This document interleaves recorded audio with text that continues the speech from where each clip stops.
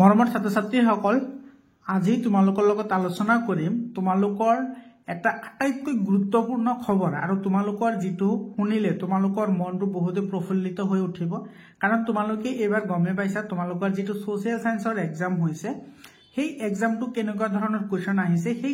হেইটোৰ ওপৰত মই অলৰেডি দুটা ভিডিও বনাইছো তোমালোকে সেই ভিডিও কেইটা চাই মৰমৰ ছাত্ৰ-ছাত্ৰীসকল আজিৰ যেটো ব্ৰেকিং নিউজ হেতু হৈছে যে তোমালোকৰ যেটো সোশ্যাল সায়েন্সৰ এক্সাম হৈছিল সেই এক্সামটো তোমালোকৰ এক্সট্ৰা 10 মাৰ্কস বা কোনো ষ্টুডেন্টে কি নকৰে ফেল নকৰে হেতু সকলো ষ্টুডেন্টে কি কৰিব পাস কৰাই দিব হেতু সেৱাৰ পৰা হ'ব আৰু এই কথাটো কৈছে কোনে আমাৰ সন্মানীয় মুখ্যমন্ত্ৰী হিমন্ত বিশ্ব শৰ্মা ডাঙৰীয়াই মৰমৰ ছাত্ৰ-ছাত্ৰীসকল তোমালোকৰ বহুতে ইন্টাৰেস্টিং এই নিউজটো তো তোমালোকে শুনা আমাৰ সিএম সাৰে কি কৈছে তোমালোকে শুনিবা কি কৈছে আমাৰ সাৰে হেতু শুনিলো তোমালোকে মই বৰপেটাৰ দৌল উৎসৱৰ কথা উল্লেখ কৰিছিল দৌলত যাওতে এগৰাকী কণমানি ভাগিনে মোক হাতত ধৰি কৈছিল যে মামা এইবাৰ সমাজ অধ্যয়নৰ মেট্ৰিকৰ পেপাৰখন খুব টান হৈছে মোক 10 নম্বৰ এক্সট্ৰা কৰি দিব লাগিব নগাঁওলৈকে যাওতে 16 তাৰিখে নগাঁৱত গৈছিলো তাতো এগৰাকী ভাগিনে এনেকেই কথা কলে আৰু বৰদুৱাটো আন এগৰাকী ভাগিনে একেই কথা কলে যে সমাজ অধ্যয়নৰ পেপাৰখন এইবাৰ মেট্ৰিকত খুব টান হৈছিল মই প্ৰত্যেকটো কথাই সিৰিয়াসলি লওঁ গুৱাহাটীত আহি সেবাৰ চেয়াৰমেনক মই সুধিলো যে সমাজ অধ্যয়নৰ পেপাৰখন সঁচাই টান হৈছিল নেকি সেবাৰ অধ্যক্ষ ডাঙৰীয়াই মোক কলে যে প্ৰশ্নখনৰ প্যাটাৰ্ন বদলিছে যোৱা বছৰো প্ৰশ্নখনৰ প্যাটাৰ্ন বদলোৱা হৈছিল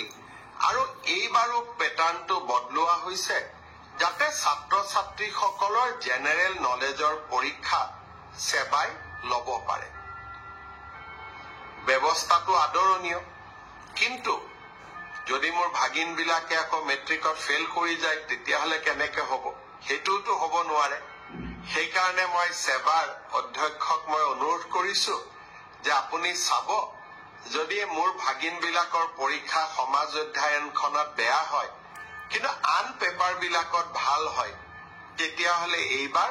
সমাজ অধ্যয়নত আমি সকলোকে অতিৰিক্তকৈ কিবা নম্বৰৰ ব্যৱস্থা কৰি হলেও ভাগিনসকলক মেট্ৰিক পাছ কৰাৰ সুবিধা কৰি দিব লাগিব তেখেতে মোৰ অনুৰোধক বিবেচনা কৰিম বুলি প্ৰতিশ্ৰুতি দিছে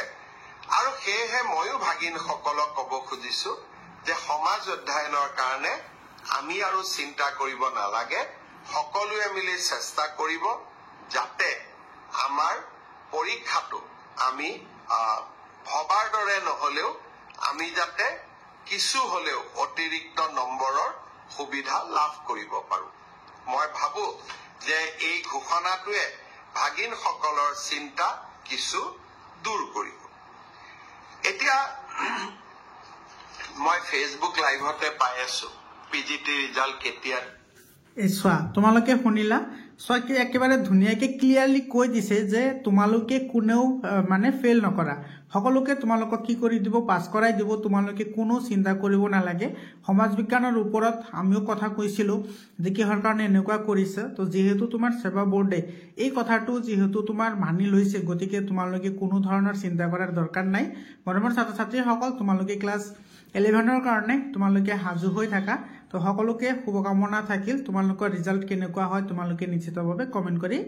জনাবা তোমালোকে যিমান পাৰা এই নিউজটো শেয়াৰ কৰা যাতে কোনেও আৰু চিন্তিত হৈ নাথাকে মৰমৰ ছাত্ৰ-ছাত্ৰীসকল সকলোকে আকৌ শুভকামনা জনাই শেষ কৰিছো আজিৰ ভিডিঅটো ধন্যবাদ